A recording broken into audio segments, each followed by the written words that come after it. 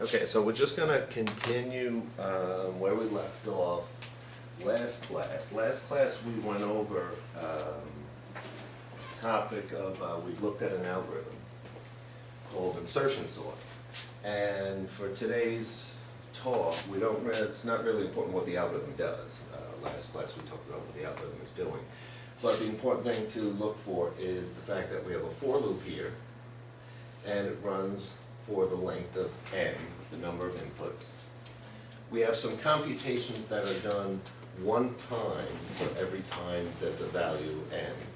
We have another computation that's done one time for every n. Then inside of that for loop, we have a while loop, which also has a running time, or the number of times it gets run is proportional to the size of n. So the lines of code that are inside this while loop actually run maybe n squared times. I think we talked about it would be n squared in the worst case and n squared divided by 2 in an average case, and one time in the best case. So the idea of trying to figure out how much time an algorithm takes to run was to look at each line of code. Even if this is a line of code of, let's say, Java or C++, this would then compile into maybe 4 or 5 or 10 machine instructions. But they would all have a fixed amount of time that they take to run. So we would then take how much time each of these lines take to run, and then count up how many times they run until your algorithm's done. You could look at your watch and see how long the algorithm takes. So what we then decided to do was we said however long each of these lines take, let's say this line, to take an element in an array and copy it into an integer field, let's say that has a cost of C2, 2 milliseconds, 10 milliseconds, something like that. We would add up all those costs and multiply them by the number of times the lines ran. So what we found was for this algorithm, the running time, we used the letter T to mean time. The running time is based on the input size to the algorithm, the input size of n. And each line runs a certain amount of time. We can clean up all the constants, put them together, and we find that at some constant, this constant is, again, depending on how efficient your compiler is, how fast your processor is, but at some constant amount of time, is going to then, these lines are going to be run n squared times. Then there's another set of lines that are going to be run n times. And then there's another set of lines that is just going to be run a constant amount of time. And we're actually subtracting because we've overcounted by 1, so we have to subtract 1 off. So anyway, this running time formula has the form of a constant times n squared plus a different constant times n plus a third constant. So we decided then, to, we randomly picked some numbers and said that the constant a, which is really a couple of different lines in that code added together. We said, let's say that equals 15 nanoseconds, and constant b was 35 nanoseconds, and constant c was 25 nanoseconds. If we were to take, so I'm trying to now line up this formula on top of these columns. If the input size was 1, if n was 1, then the running time would be this plus this plus this, which equals this. And 20% of our algorithm, when n equals 1, 20% of our time is in this, the while loop that's inside the for loop. 20% of our algorithm is spent in that loop. And 47% of our algorithm is spent here, and 33% is spent on the third part. So just going back, say for this algorithm, we're basically saying that 46% of our algorithm is spent running these lines and this line. 33% are the lines that run just once. And inside of here was, what did we say that was? 20%? 20% of our time is in that while loop. Okay, now we'll just try, I calculated this into an Excel spreadsheet, and then I made, n equal 10 and 100 and 1,000 and just see what happens. when n equals 10, this becomes A times 100, B times 10, and C. All three of those added together. So the amount of time spent when A equals 10 is this much time plus this much time plus this much time equals that. And by percentage, 80% of our algorithm is spent in this part. 18.67% of the algorithm is spent here. And when n equals 10, 1.3% of the algorithm is spent here. So we'll try it again with n getting larger. N equals 100.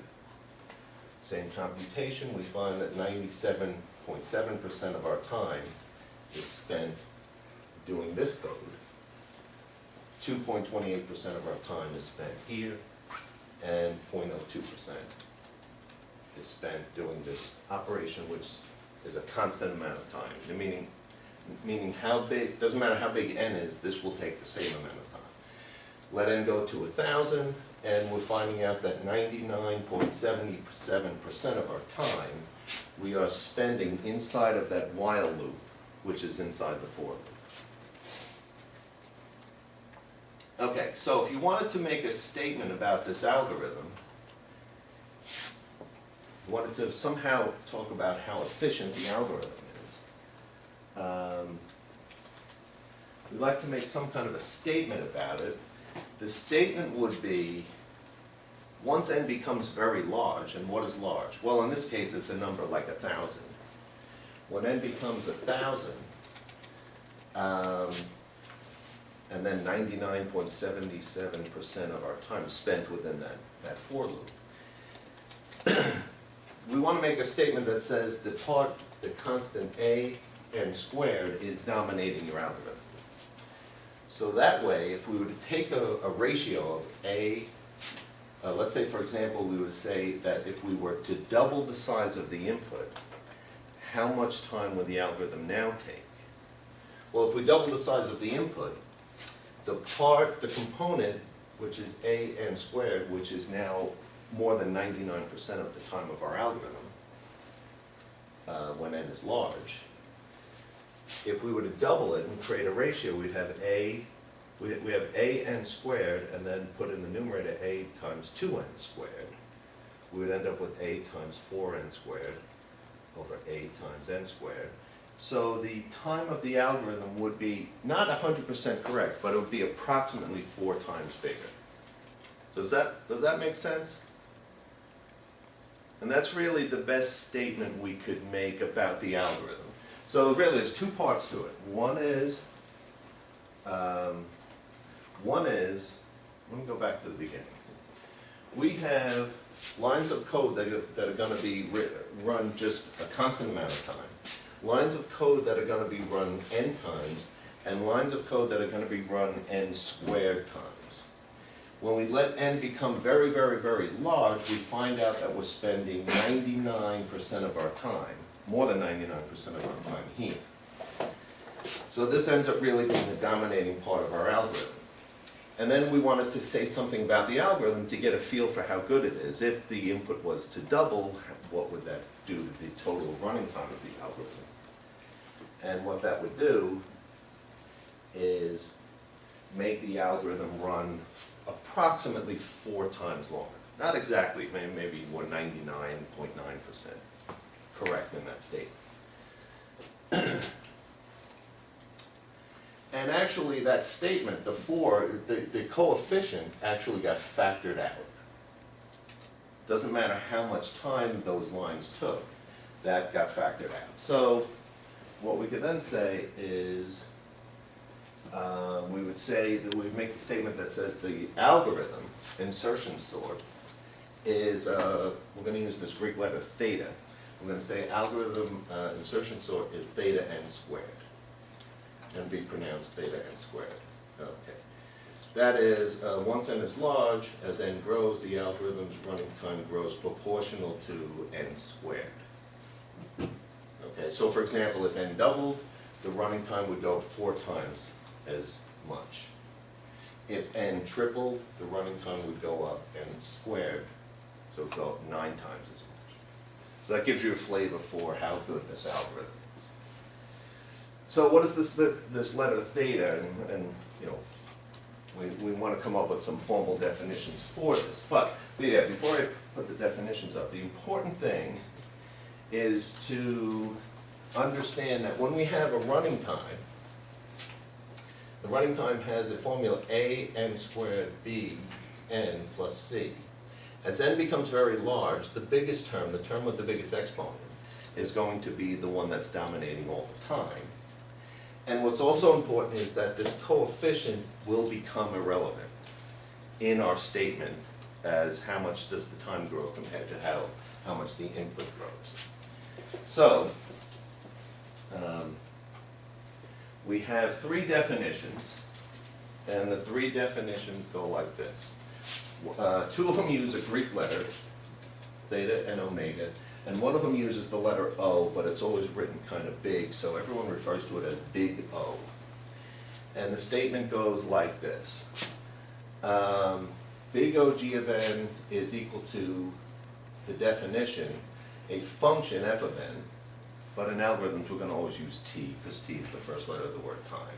But the function f of n, if there exists a positive constant c and a particular number of n, such that our function f of n is between 0 and some constant times g of n. If we can show that that is true, then we can make the statement that the function f of n is big O of g of n. And then omega, again, we'll go through some examples of this, so just to go through the definitions. So omega would be where the constant times the g of n is less than or equal to our function. And if we can show it's true for the same g of n, just multiplied by two different constants, one g of n could be on the less than side and one could be on the greater than side, then we call that theta g of n. Okay, so let's just go over a couple of examples. Well, one thing before we do that, if we can do the one with theta, we would have g of n having a function that is larger than our function, and for a different constant multiplied by the same g of n, it would be less than. And it doesn't have to be true all the time for all values of n, it could just be some relatively small value of n, and from that point onward. So that's graphically what we want it to look like. Okay, so for example, we'll ask the question, is the function t of n, let's say that was 30n plus 98, is that big O of n? So the way we're going to answer that is we're going to say, can we think of a c and an n0 such that this statement becomes true? So our original function, this would be our f of n, which is 30n plus 98, is less than or equal to c of n. Can you think of a c that would make that true?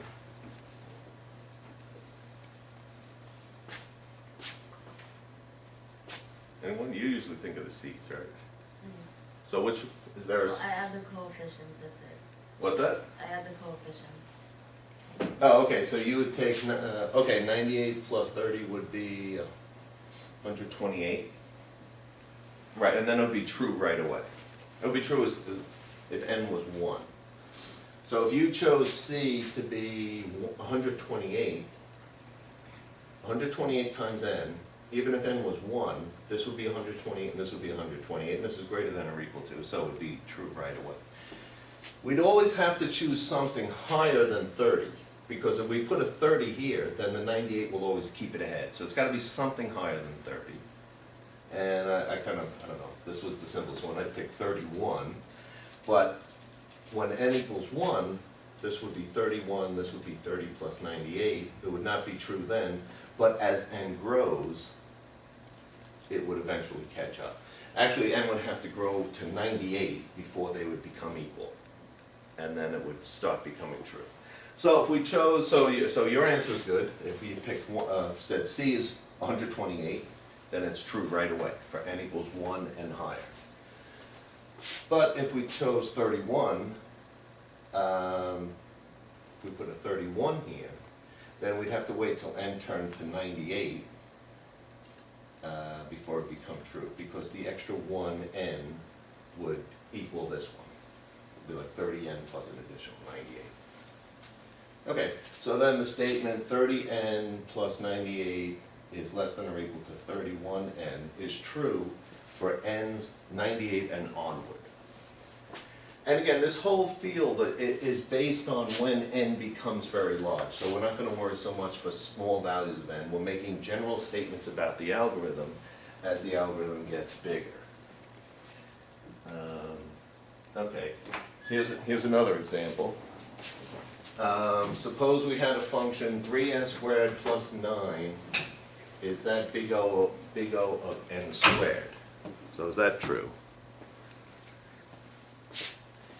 Well, it would be true if we could set this up. We put the function t of n here, and then we put a c with the thing in the big O notation and ask ourselves, can you think of a c where that's true?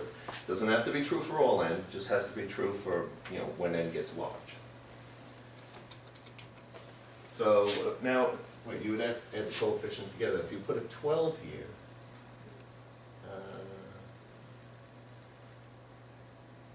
oh, it'll work right away. Yeah, that's actually. I took 202 with Professor Sherrill, and he told us to do it that way, that's why. To always add them together. Yeah, it works right away, okay.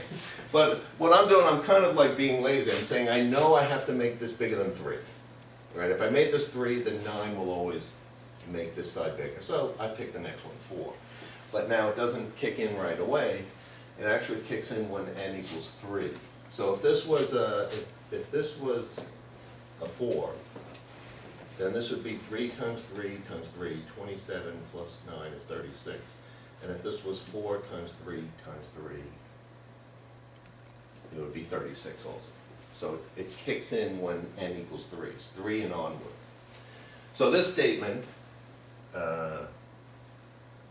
3n squared plus 9 is less than or equal to 4n squared becomes true from 3 and up. Okay. So the idea is, and this coefficient, you might think, you know, why do we get the freedom to pick this coefficient? And it kind of comes back to that earlier example where I said that coefficient didn't matter. We're really coming up with a ratio. As n increases, how much does the algorithm increase? So really, any coefficient in front of this would be okay. Okay. Now, all right. So now this is kind of a silly example, but this is following that definition. We have to ask ourselves, is this true? Same exact function, 3n squared plus 9, but instead of saying, is it big O of n squared, I'm asking, is it big O of n cubed?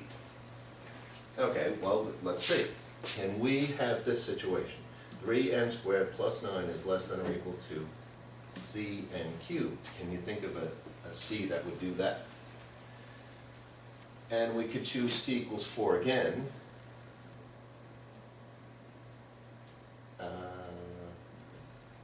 Does it have to go as high as? Oh, okay, we could do c equals 4, and then it becomes true for n is 3 and higher, or we can even choose c equals 1, and it becomes true as soon as n hits 4. 4 times 4 times 4 is 64, and 4 times 4 times 3 is 48 plus 9 is 57. So it becomes true as soon as n is 4. So there's two ways we can do it. So the answer to this question is yes. Now what does this statement mean to you? And I guess this is kind of important in understanding of the difference between theta and big O. But if we said that this function is big O of n cubed, what would that mean in English to you? So you created an algorithm, has a certain running time. Someone comes along, looks at your algorithm and says, your algorithm is big O n cubed. And you say, yes, that is correct, but what does that mean?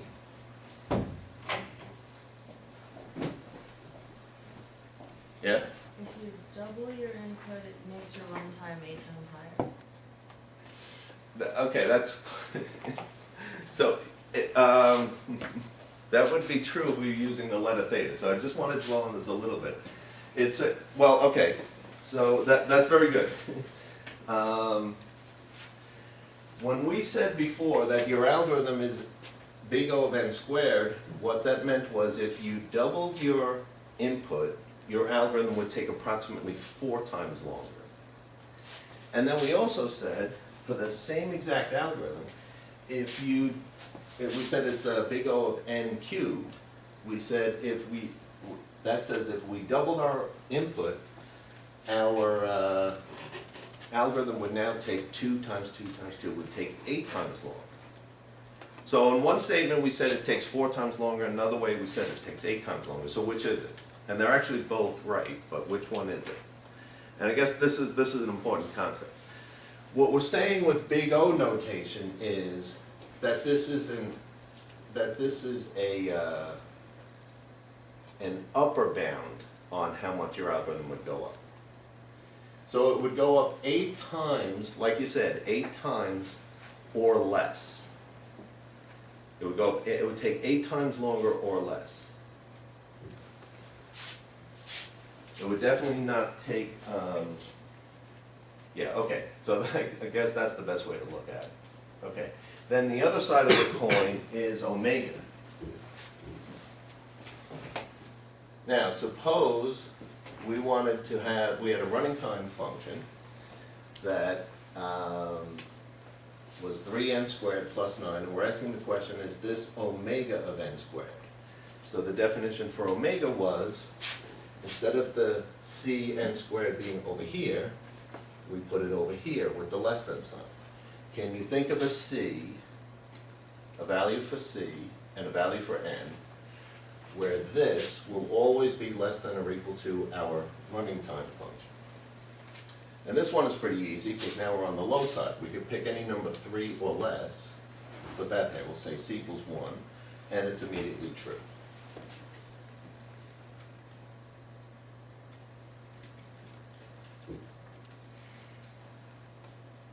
Okay, so what we're saying now is 1n squared is less than or equal to 3n squared plus 9 is true for all values of starting at n equals 1 and upward. What this is saying about our algorithm is that our algorithm's running time, the ratio between how much the input grows and how much the running time changes, the most it will ever increase would be n squared. The other statement said the least it would increase would be n squared. And if you put those two together, so all really theta is, before we do that, let's go over one that doesn't work. Okay, we're going to take our algorithm. Our algorithm has a running time of 3n squared plus 9. We're asking, is that omega n cubed? So the question is, can we think of a constant times n cubed, which will make this statement less than our algorithm's running time? Is there a value for that where this is true? And the answer is, can anyone think of one, or explain why you can't think of one in this case?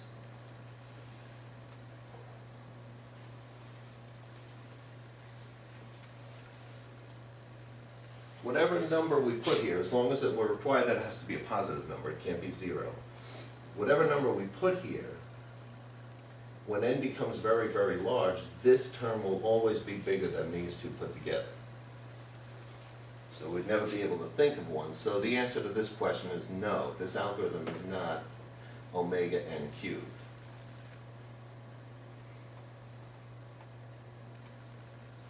So this is kind of saying that our algorithm would never have the property, like you said, that if we doubled the input, the running time would then go up 8 times as much.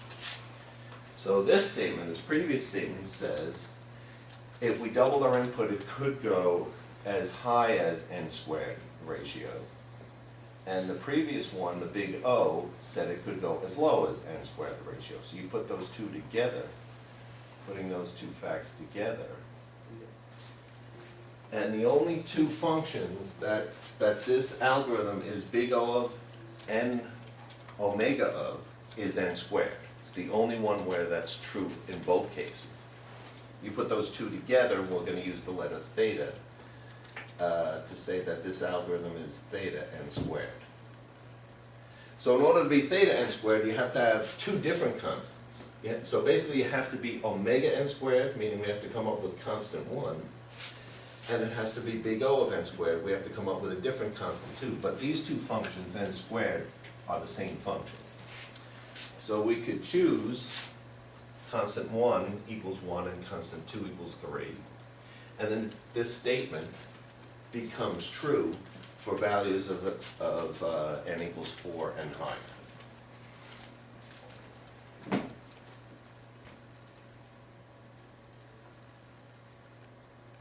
Okay, now, sorry. So the combination of both of these, the theta, no, not theta, omega and big O, on this function n squared, it's the only function, n squared is the only function that will be true for both big O and theta. Sorry, big O and omega. If that's the only function where it's true, then we'll use the letter theta. And what does theta mean? So if a function, if the running time of a function is theta n squared, then we can make the statement that if you doubled the input, you would quadruple the running time, approximately. The reason I say approximately is that an squared plus the, I'm sorry, so the plus 9 part is not being quadrupled. But when n is very, very large, that almost becomes negligible. So the statement, the running time of the algorithm will quadruple if you double the input, is true if the algorithm has a running time of theta n squared.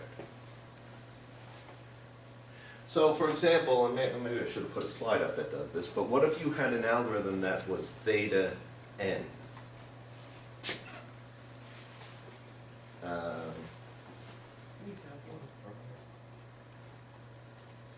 Okay, this one.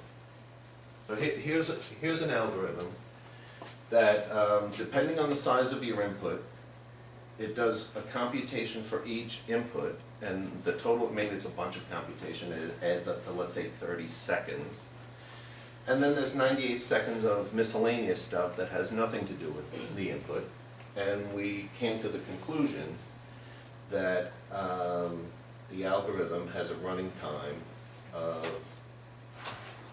our algorithm has a running time of 30n plus 98. And we proved to ourselves that this algorithm is theta n. Then what could you say about the algorithm? Theta n. So if you, let's say, doubled the input, what impact would that have on the running time of the algorithm?